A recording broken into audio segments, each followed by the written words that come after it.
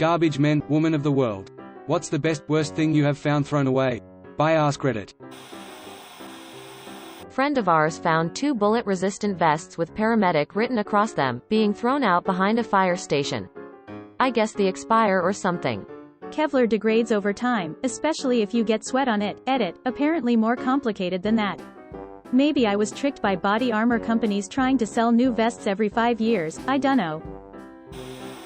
I found my wife in a pile of garbage while working on a garbage truck. I was working being trained as a garbage man, and one day a woman was throwing out way too much good stuff, boxes of books, and I could see she was trying to fill a car and minivan, so I figured she was moving and having to sacrifice good stuff.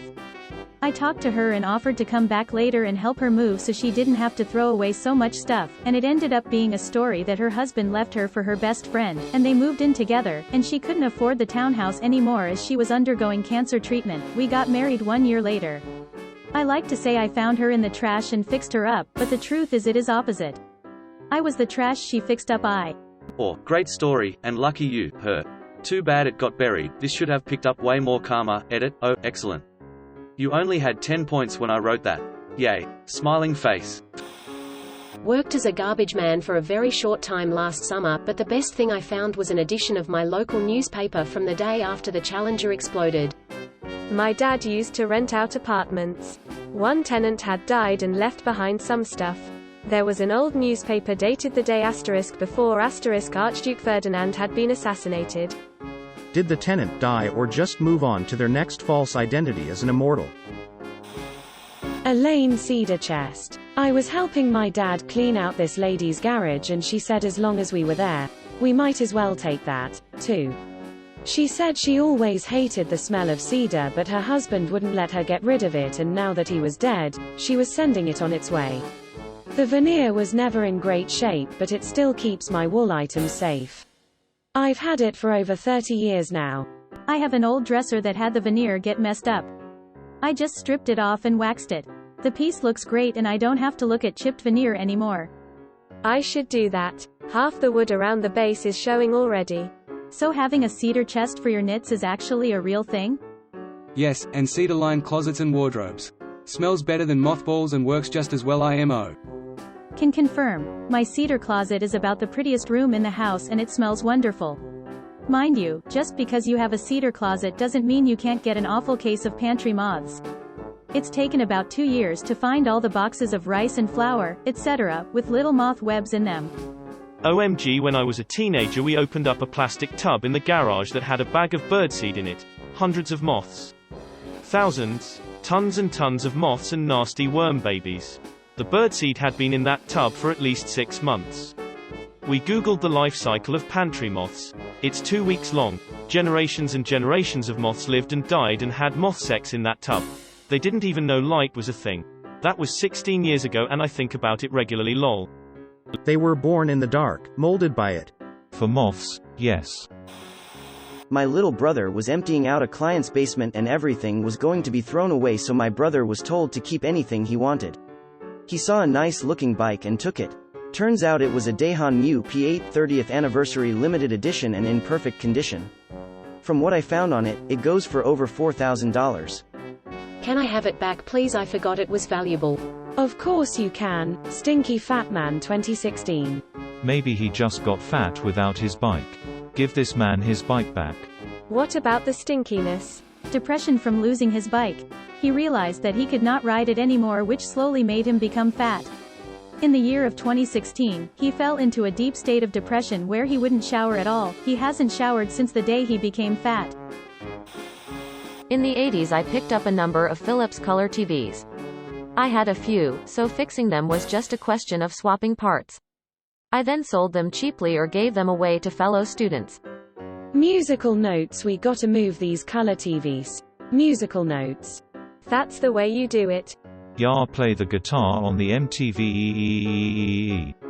I knew a guy in college who made money on the side getting LCD monitors off Craigslist that had stopped working and repairing them. He said he just checked all the capacitors, and like 80% of the time he'd find one blown or dried out, replace it, and it worked again. A capacitor off DigiKey is like 30 cents, so even reselling them for $10 he'd still make a decent profit. I found an amazing smart TV in the dumpster of my apartment complex a few years back. Took it inside, plugged it in, and, as expected, it wouldn't even turn on, so I opened it up, but couldn't find anything wrong. No blown capacitors, no internal cables unplugged, nothing. So I put it back together and tried it one more time. And this time it worked. No idea what was actually wrong with it, but it worked great for years. I also found a laptop bag with a 2003 Dell laptop inside in that same dumpster. It was like 12 years old and slow as hell, but it worked fine. Had the power cable and everything. If you find old computers, investigate the RAM and even other hardware like networking cards. A lot of that stuff isn't made anymore, but a lot of companies are running old software that only works on specific hardware, so they're desperate for replacement parts. Also check the bins of cables and wires at places like Salvation Army and Goodwill. Sometimes you'll come across a proprietary connector for medical or industrial equipment and it'll resell for $50 to $200. My dad was a trash man when I was growing up. He would always be bringing cool stuff home to us. He used to always say that the poor neighborhoods had the most trash and they threw away literally everything. The two best ones that I can think of was a brand new BMX bike and like 20 Nintendo 64 games that he found at a video rental store. Also once at the transfer station one of his co-workers found a dummy arm in the big pile of trash. He pulled it and it ended up being a dead guy. The police later determined that it was a homeless person that got picked up and died when the trash truck compacted him. Removed. It happens semi-frequently. Homeless person climbs into a dumpster to shelter from rain, cold. They're wasted because you'd have to be to sleep in that smell, so when the truck comes to pick it up, they don't hear them. By the time they do wake up, the noise is too loud to hear any shouting and they get crushed. I would imagine the guys check the dumpsters before picking them up with the truck, but someone might cover themselves with garbage bags or old blankets, so on a quick inspection they're not spotted. We had an incident last year where the council was using a large arm and claw to remove abandoned tents along a canal. There was a guy going ahead of the machine to check the tents to make sure there was nobody in them and no obvious valuables in them. It's not entirely clear what happened, maybe there was a delay between the check and the lift, but anyway one guy got into his tent and the claw came and picked him up. He survived IIRC. We had a death last year, he survived IIRC. He got better. So, you had a death but the guy survived? 2020 was weird. He got better. Schrodinger's claw. My dad was a garbage man for a while and told me about people being compacted. He said they shake dumpsters up and down and wait 30 seconds before dumping them, and he'd had people climb out on 2 occasions. Crazy. Is that why I see some garbage collector trucks really loudly shaking their dumpsters before lifting them? That would make total sense. You know, I retract every angry word I ever said about the dumpster noise on a Saturday morning in that apartment complex. Maybe that driver isn't a. I cannot honestly claim I know what I called him at that hour every morning for the years I lived there. I feel like I had to scroll WAAAAY too far down to find a dead body in this thread. When I was a kid I found a couch. It wasn't very big, but that's why it was so great. 10-year-old me was able to carry it all the way home by myself. About a block and a half. This was before kids having cell phones were huge, so I didn't call my parents about it first and they were at the store anyways. So I took the couch home and put it in my room. It was pretty dated, made of some material I've never encountered again so far, but I thought I was the poo. I had a whole couch in my room. How many 10-year-olds had couches in their room? Well, my parents came home and clearly weren't happy, but given I carried it up to the 2nd story and got it into my room, they let me keep it. My downstairs neighbor helped me. I felt like a king. I had a couch. I had a big box TV for my PlayStation. I had it all. Simpler times. Edit. So I just realized I misread the post entirely and that this was intended for the garbage pickup people and not dumpster diving stories. My bad. Lol. Ha ha ha. Year ago when I was in high school, me and a couple friends had walked to a corner store that was down the street from the school.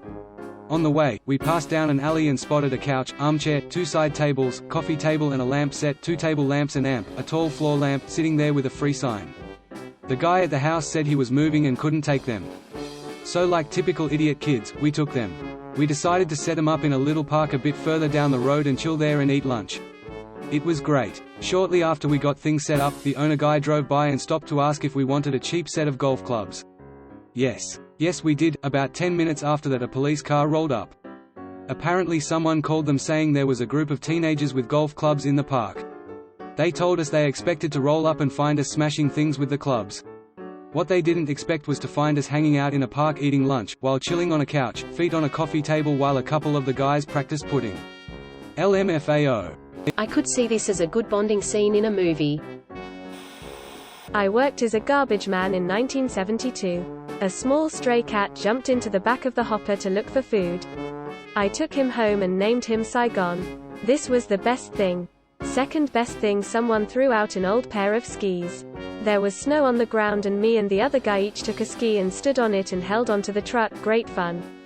Third best, we found an entire case of Brylcreem. Look it up. And me and the other guy had Brylcreem fights all day. Total mess. I stripped off before going into my house after work. Worst things, a garbage can that had live coals in it that started our truck on fire. All the other posts are sharing things of monetary value, and here you are with your wholesome good times. In the early 2000s, my best friend's dad was a garbage man. I used to hang out at their house a lot, and I remember him finding uncut sheets of holographic Dragon Ball Z trading cards in the trash and bringing them back. They were super dope to see. Would the uncut sheets increase their value, or would them being in the trash decrease their value? Toy collector here. These kind of things are extremely difficult to assign a value to. They're both extremely rare and in atypical condition. It would be very hard to sell, but if you found the right buyer, they could be worth quite a bit. This is the type of thing that would probably be best unloaded at an auction, which is where the rare oddities often go. The fact that they were in a dumpster probably wouldn't affect the value very much unless they were completely trashed, because that's about the only place you would ever find them. Condition is always a factor in valuation, but most collectors understand that sometimes you just gotta take what you can get. Then there's also the potential for lawsuits from the creators for selling unauthorized merchandise. Unlikely, but it could happen, depending on how much they care about copyrights and how much you made selling something they considered trash. So yeah, the potential for high value is there, but you'd have to pitch these items and generate the interest yourself, and then risk toy company lawyers coming after you. Not worth it, IMO, but I'm sure someone out there would be crazy enough to try. I worked in the scrap metal business and have found not one, but two of three exact same bread statue, of two bears screwing each other ***** brass statue, my bad. Congrats, you made me Google bread statue.